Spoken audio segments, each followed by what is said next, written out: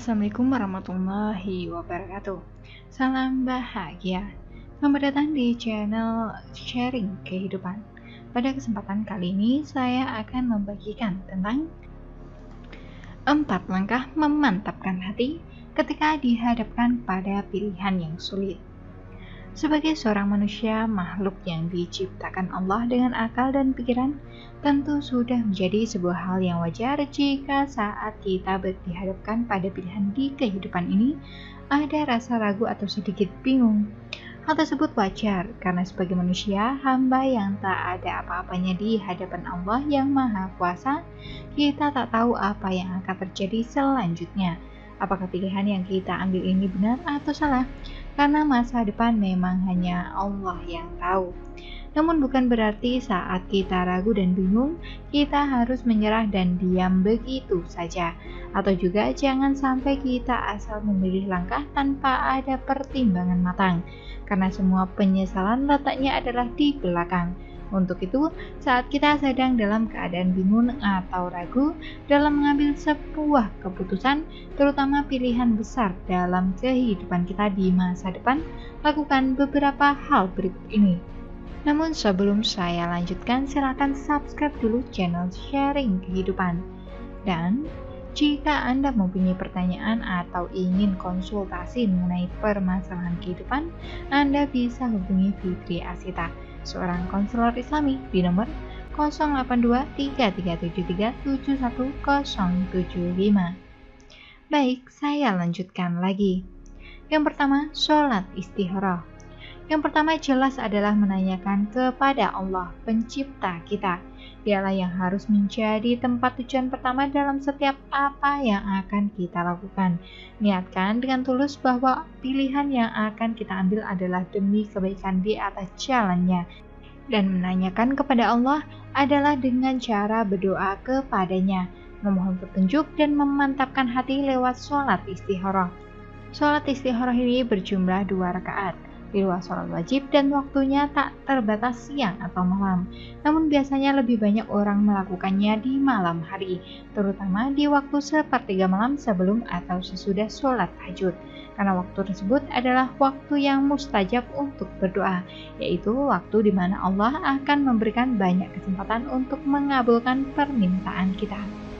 Sholat istikharah biasanya dilakukan untuk meminta petunjuk atau kemantapan hati dari Allah atas pilihan yang akan kita ambil dalam kehidupan kita.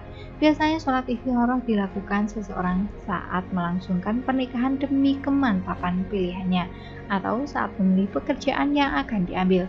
Allah akan memberikan petunjuknya kepada kita dengan kemantapan hati kita pada satu pilihan terbaik dan akan memudahkan jalannya.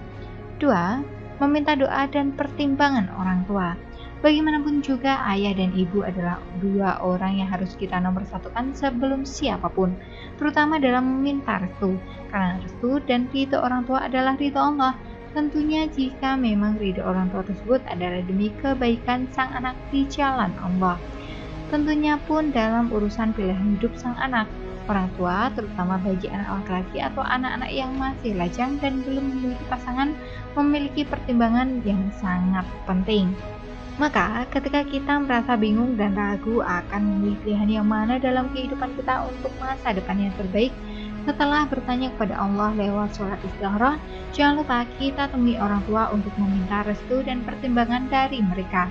Kalau belum, minta kedua orang tua kita untuk juga ikut sholat istikharah dan bertanya kepada Allah. Maka ketika Allah telah ridho dan kedua orang tua juga ridho, maka jalan menuju pilihan yang diambil akan semakin mudah, insya Allah. Yang ketiga, meminta nasihat dari ulama atau orang yang paham. Selain orang tua, kita memang perlu mendatangi orang ketiga.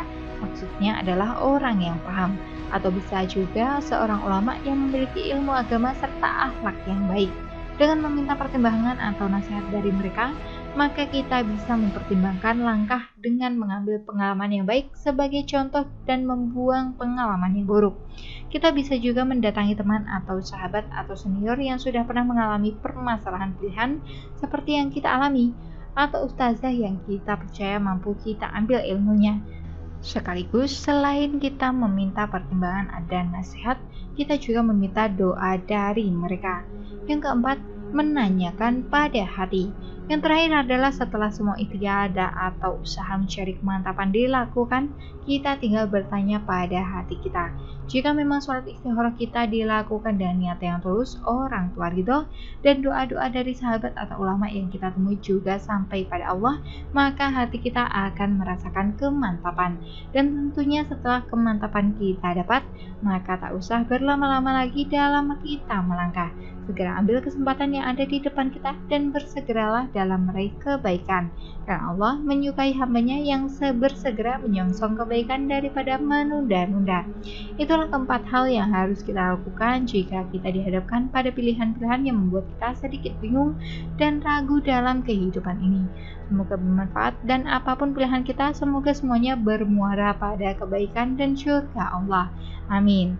Wassalamualaikum warahmatullahi wabarakatuh.